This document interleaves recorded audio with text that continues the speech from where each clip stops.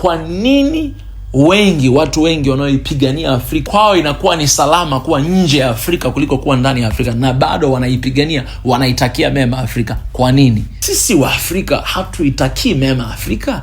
Mapenzi yangu juu ya nchi yangu, mapenzi yangu juu ya bara langu ndiyo yanayoniwezesha mimi kusema haya nayasema, kuwa mtu mwema na mtu bora kwa taifa langu na bara langu. Hakuna mtu anayeweza kulinda rasilimali na mali ya taifa na bara Afrika kama si mzalendo. Haiwezekani. Maendeleo ya taifa la Afrika yanaanza na uzalendo. Huwezi kubadilisha bara usilolipenda. Huwezi kulitumikia kwa uaminifu nchi usioipenda. Huwezi kufanya kwa uadilifu majukumu yako kama kiongozi, kama daktari, kama polisi, kama mwananchi wa kawaida, kama machinga, kama bodaboda kwa taifa, kwa bara usilolipenda. Huwezi. Haiwezekani. Wewe ambao unapinga uzalendo wa nchi yako, nikuulize swali. Kwa nini unapinga uzalendo? Wewe ni nani? Who are you? Unataka tuwe vibaka? Unataka tuwe majambazi? Unataka tusipende bara letu bali tuanze kulichukia bara letu? Unataka mimi niwe nani? Uzalendo ni uaminifu. Uzalendo ni kujitolea. Uzalendo ni upendo juu ya nchi yako. Unatamani kuona nchi yako ikistawi. Unatamani kuona nchi yako ikiendelea. Unatamani kuona bara lako likikua. Unatamani kuona bara lako likibadilika na kuwa sehemu bora ya maisha. Yaani uzalendo umekuwa ni uadui. Ukiwa wewe ni mzalendo, unaonekana ni adui. Ndugu zangu Afrika, nimerudi tena. Kwa jina naitwa Mika Chavala. And leo kuna vitu vya msingi sana natamani tuzungumze katika episode hii. Tumekwisha kuzungumza mengi. Tumekwisha kuzungumza kuhusu makusudi ya nchi ya Tanzania na Afrika in general. Kwa sababu unapozungumza Tanzania unazungumza kuhusu Afrika. Tumezungumza kuhusu Generation Z. Tumezungumza kuhusu mambo mbalimbali. Na bado tunaendelea kuzungumza vitu mbalimbali ambavyo vitakuwa ni bora sana kwa mustakabali wa bara letu la Afrika, lakini pia ya nchi yetu ya Tanzania na nchi nyingine mbalimbali ambazo zipo hapa Afrika, nchi zaidi ya 54. Siku zote huwa nasema Afrika ni one big family, ni familia moja kubwa yenye watoto 55, sio 54, 55. 54 ni nchi ambazo zipo Afrika, na ile moja ni diaspora, ni African descendants ambao wako around the globe. Kwa wanasema kwamba Africa is one big family with 55 children, 54 countries in the continent, and one diaspora of African descendants all across the globe. Na hawa watoto 54 au 55 hawezi kufanana na tabia, hawezi kufanana na sauti, hawezi kufanana na lugha, hawezi kufanana na character, hawezi kufanana sometimes hata rangi, kwa sababu ni watoto wengi. Na ndivyo ilivyo Afrika. One big family ina watoto 55, na hao wote wanaongea lugha tofauti, wanakula vyakula tofauti, wanavaa mavazi tofauti, wanazungumza wana behave tofauti. Umeona? Kwa hiyo kuna tofauti nyingi sana. Sasa ule utofauti ambao upo katika hawa watoto 55 ndio beauty, ndio uzuri wa Afrika. Uzuri wa Afrika upo katika diversity.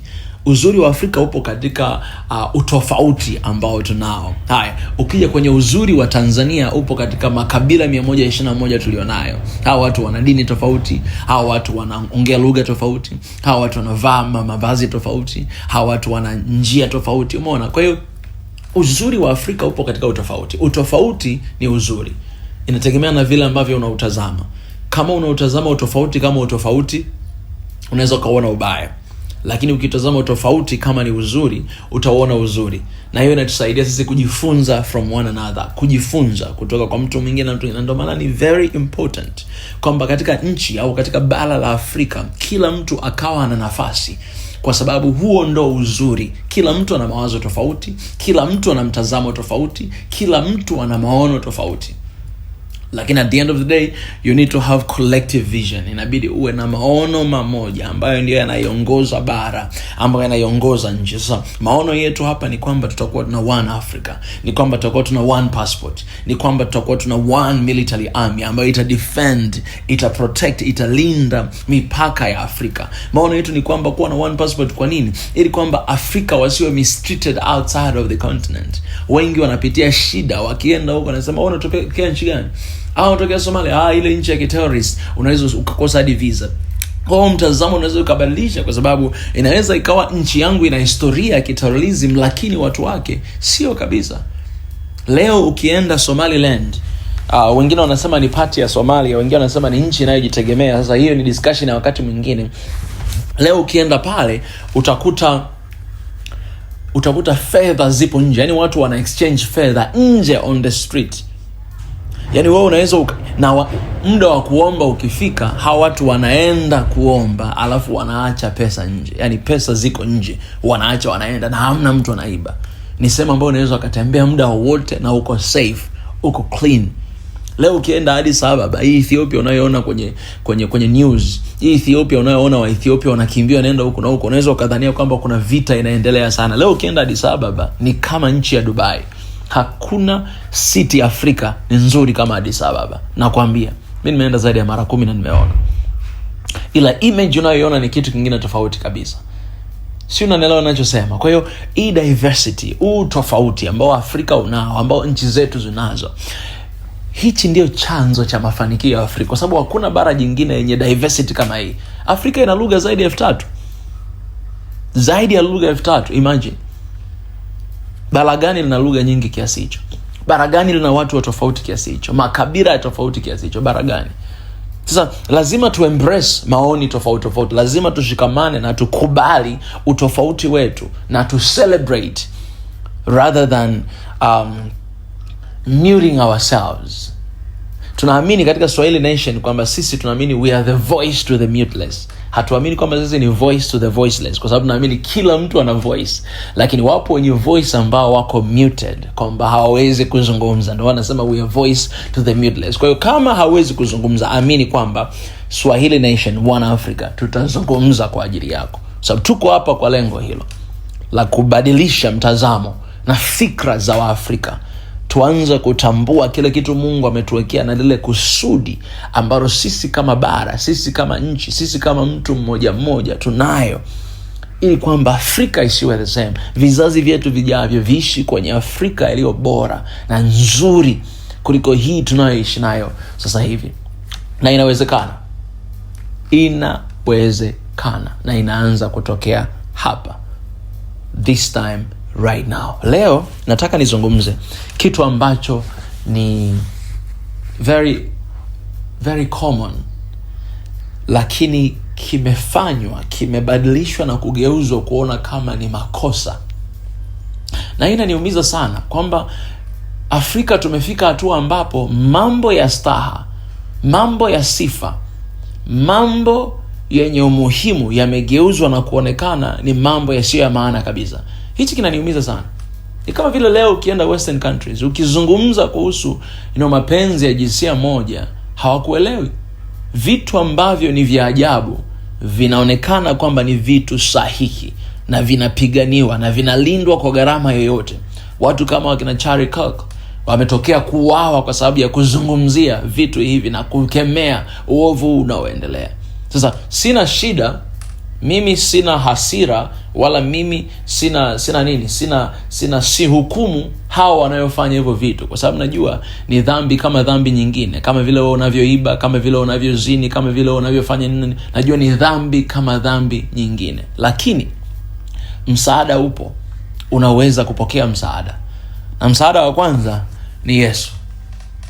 Kama unateseka na jambo hilo, it is not normal. Dunia imetusababisha tuone kwamba ni jambo la kawaida kuteseka na hichi kinachoitwa LGBTQ, lakini si kawaida, ni abomination.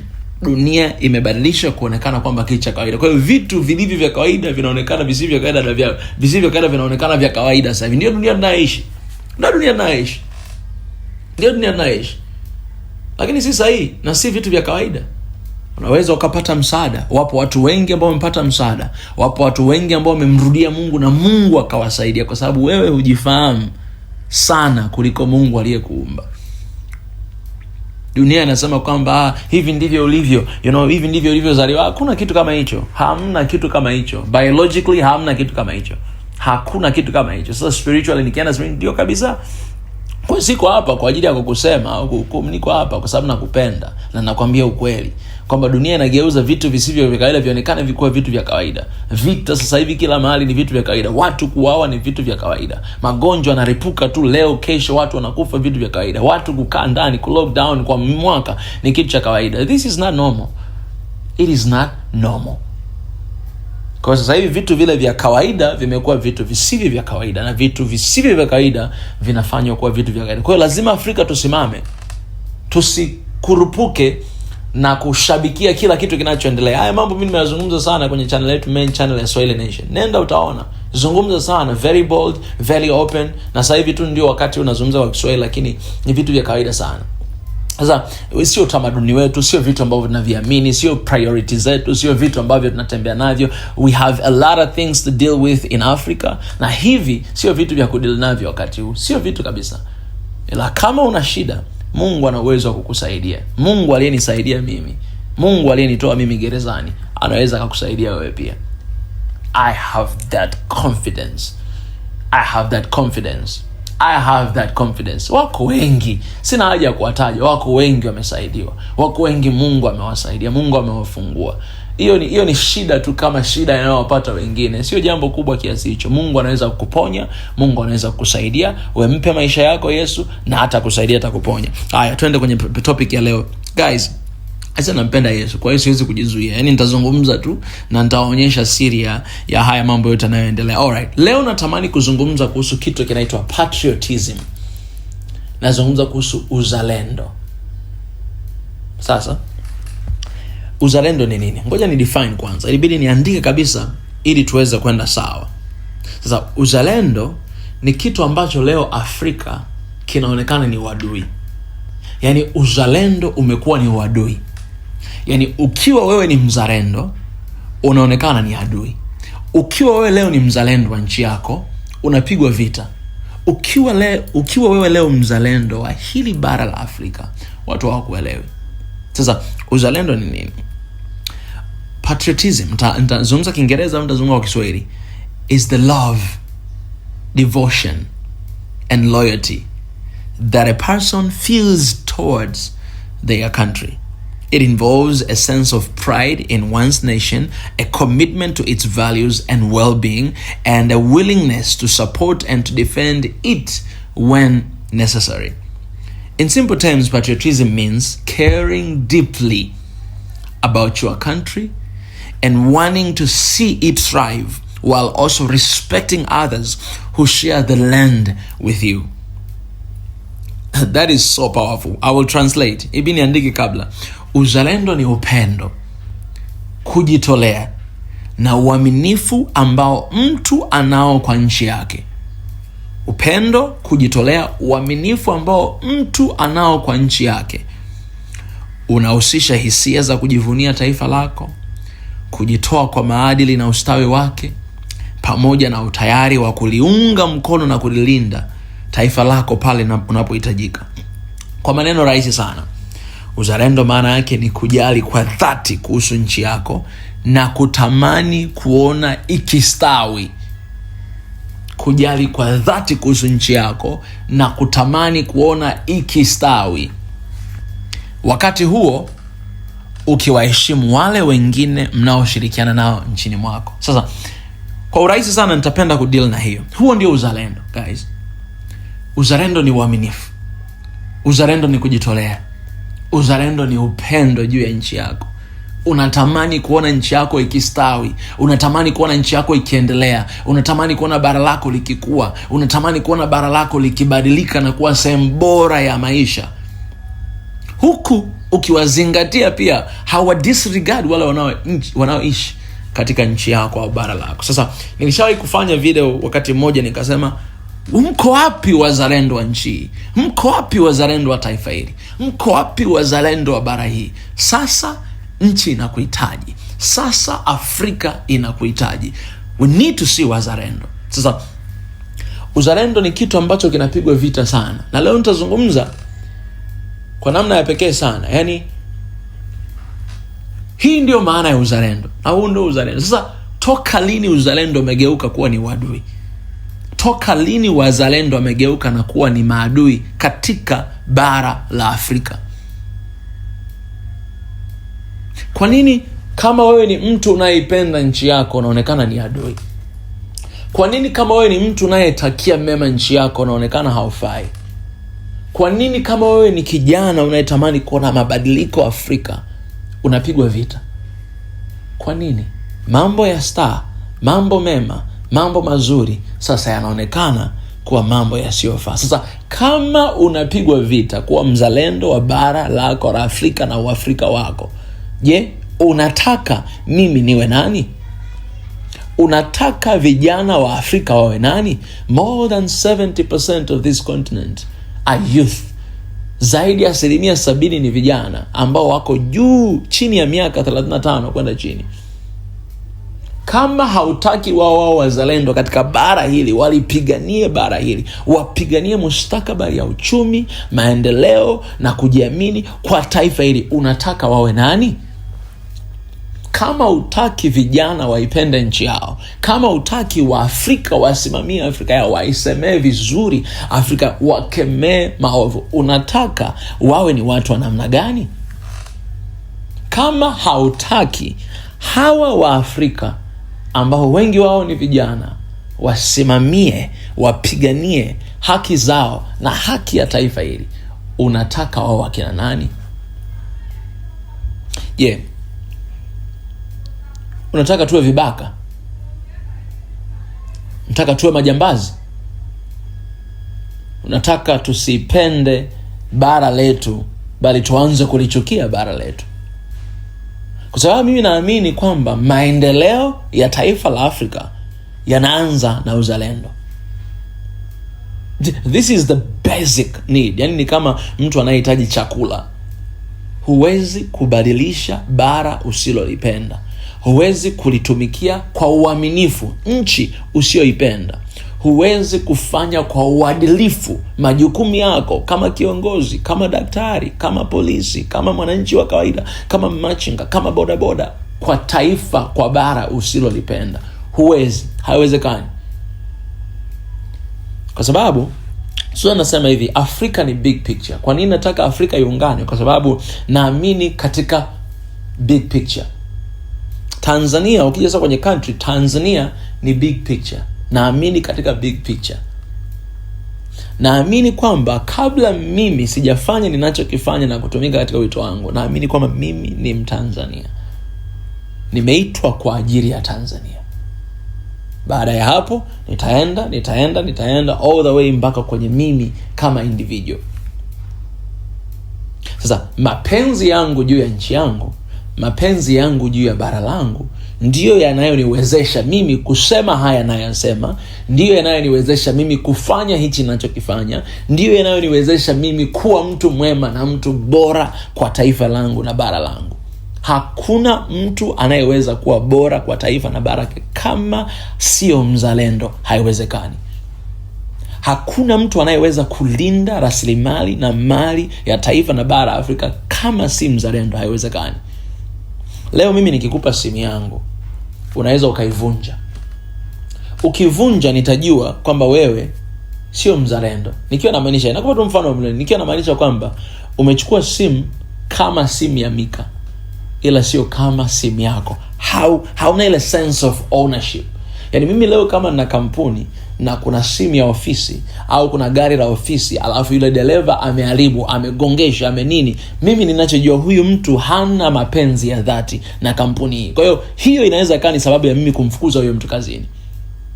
Kwa sababu kama una mapenzi ya dhati na kampuni hii, nikikupa gari la ofisi utalifanya kama la kwako. Tunaita sense of ownership. Yani utalifanya kama ni la kwako, utaendesha kama la kwako. Lakini ukiendesha kwa sababu umeazima na sila kwa ujali litaharibika au litaharibika, hauna mapenzi ya dhati.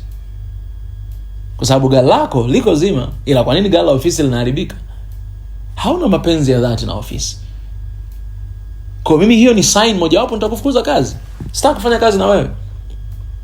Sasa Waafrika wengi tunapigwa vita tukishakuwa na sense of ownership ya bara letu la Afrika.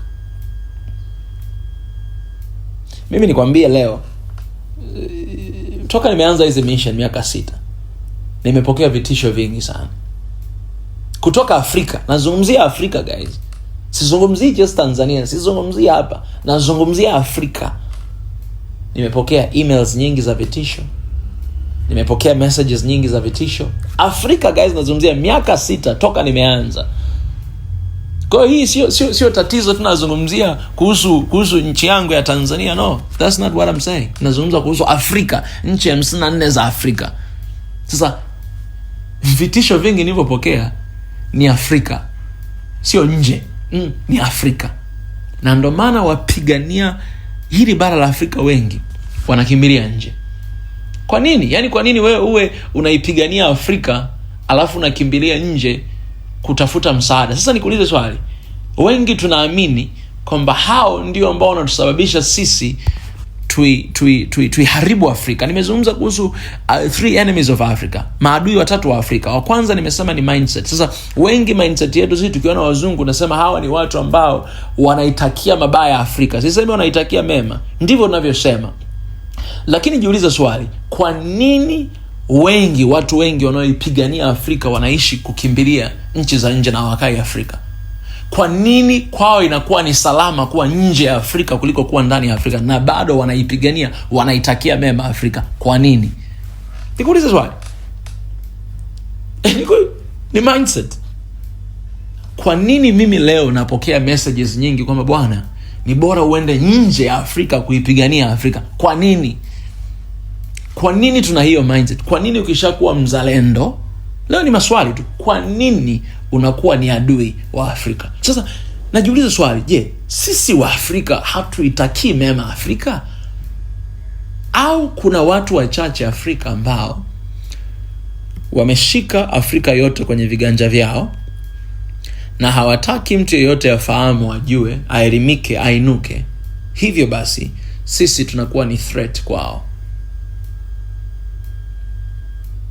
Sio kizazi hichi. Nimetoa video ya Generation Z, sio kizazi hiki cha sasa. Kwa sababu more than 70% hao youth, hao vijana wanajua hichi ninachokisema. Wanaamini hichi ninachokisema, wamekishika hichi ninachokisema, wanakiishi hichi ninachokisema. Na ndio maana unakuta everywhere kwenye continent ya Afrika, bara Afrika, hapo Gen Z, hapa Gen Z, hapa Gen Z, wanajua hichi ninachokisema, wanazo information kuhusu hichi, wanajua utajiri uliopo Afrika na wanajua maisha gani wanapaswa kuyaishi. Kwa hiyo haitafanya kazi. Yaani kwambia haitafanya kazi. Haitafanya kazi kwa sababu kama mimi wako watu millions and millions kama mimi ambao wako nyuma. Wanaamini katika ninachokisema, wanajua ninachokisema, wamesimamia kile ninachokisema. Kwa hiyo sasa nikuulize swali, wewe ambaye unapinga uzalendo wa Afrika hii, wewe ambaye unapinga uzalendo wa nchi yako, nikuulize swali, kwa nini unapinga uzalendo? Wewe ni nani? Who are you? Wewe ni nani? Who are you? Kwa nini unapinga uzalendo?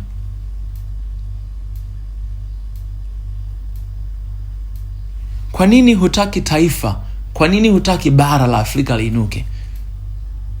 Kwa nini kuwapiga vita Afrika? Kwa nini kuwapiga vita watu wanaoipigania Afrika? Kwa nini kuwapiga vita watu ambao wanaipenda Afrika? Kwa nini kuwapiga vita watu wanaoithamini Afrika?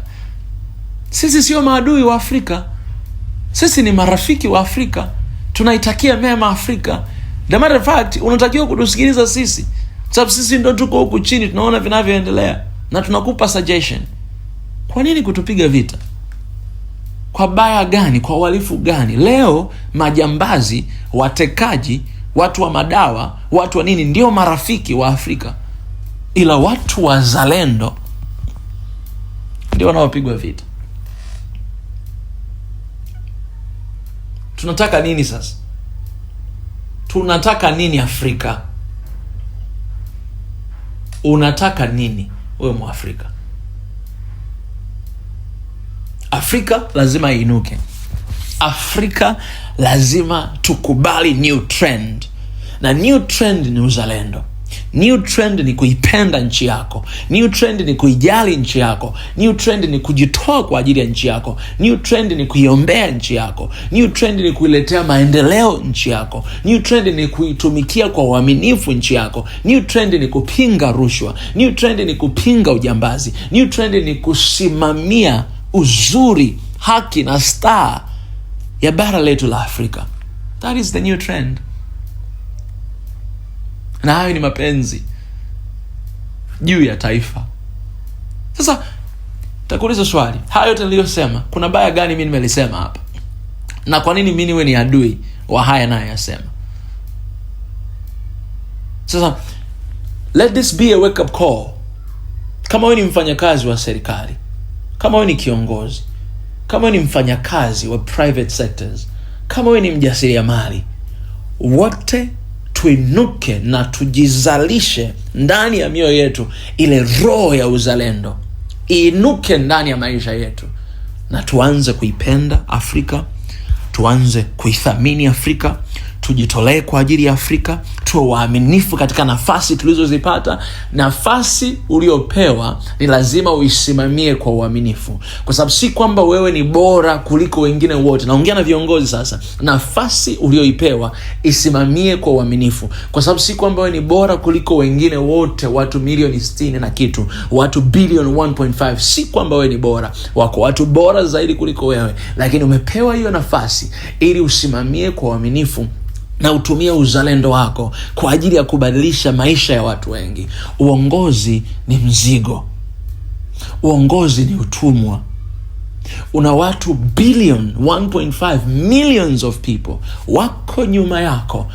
Uamuzi wako unategemeana sana, maisha yao yanategemeana sana na uamuzi wako unaofanya wewe kama kiongozi.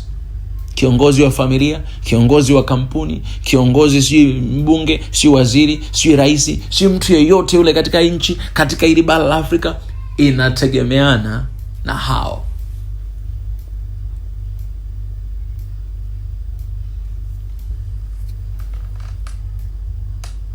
Huu ni wakati, kwa hiyo nikwambie, takwambia mambo mazito sana.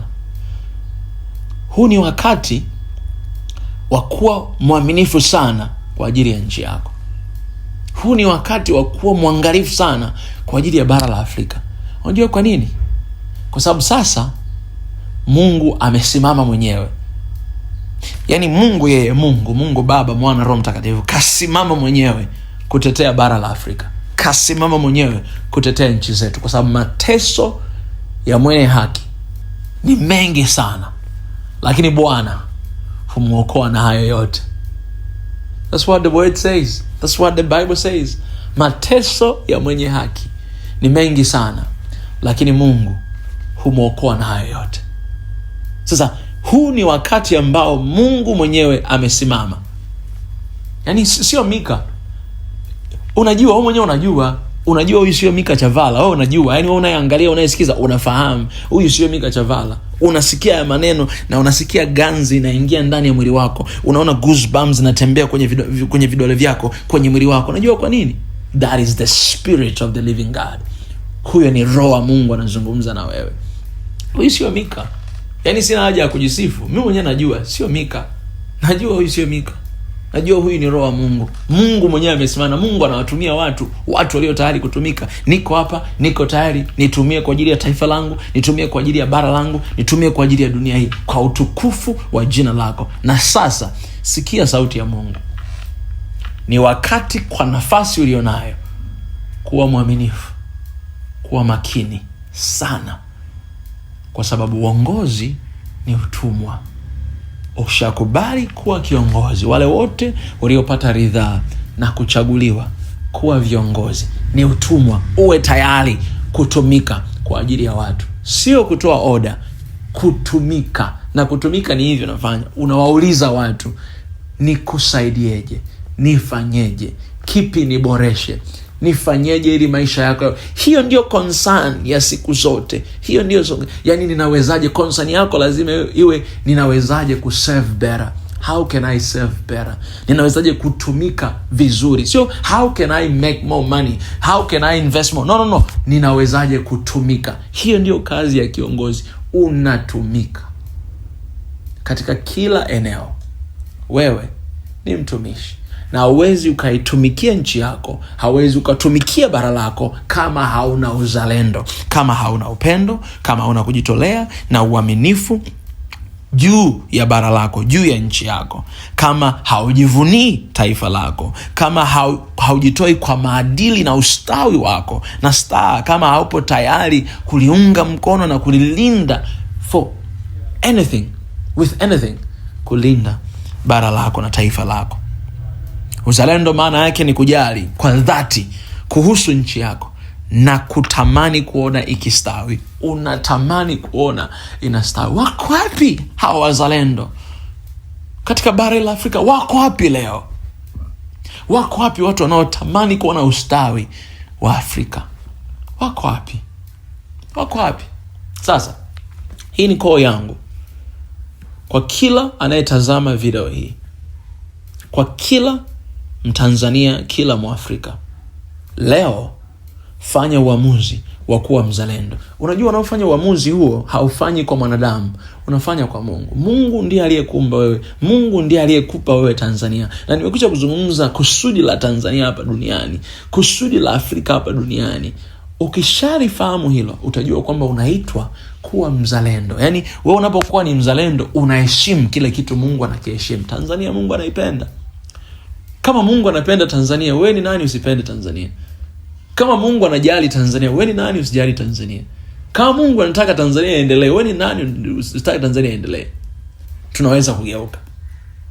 Tunaweza kugeuka. It is not too late. Muda haujapita bado. Tunaweza kugeuka. Tunaweza kugeuka. Mungu anaipenda Tanzania, Mungu anaipenda Afrika. Ipende Tanzania, ipende Afrika. Jitoe kwa ajili ya Tanzania, jitoe kwa ajili ya watu wako popote pale ulipo. Jitoe kwa ajili ya bara la Afrika. Na uzalendo sio uadui. Wazalendo sio maadui. Ni watu wanaoipenda na kuijali taifa hili.